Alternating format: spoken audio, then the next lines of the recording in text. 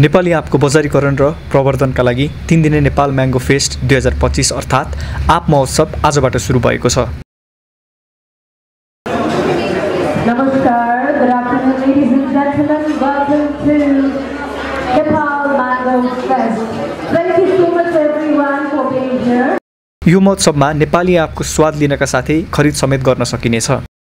तराई मधेसमा उत्पादन गरिएका नेपाली आँपहरूको विविधता, स्वाद र मूल्य श्रृङ्खला प्रवर्धनका लागि आयोजित यो विशेष उत्सवको उद्घाटन आज वालनट बिस्ट्रो लाजिमपाट काठमाडौँमा भएको हो। आज यहाँ विभिन्न रमाइला खेल पनि भएका छन्।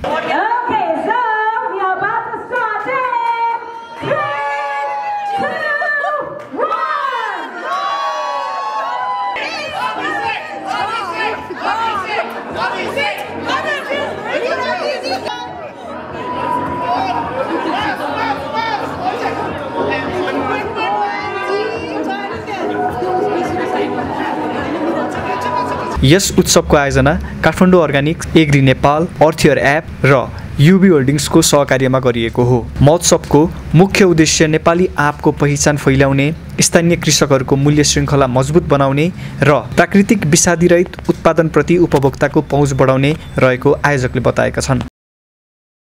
महोत्सवमा ग्राहकहरूले 10 भन्दा बढी प्रजातिका आँपहरू पाउनेछन्। साथै यहाँ आँपका परिकारहरूको स्वाद पनि लिन पाइनेछ।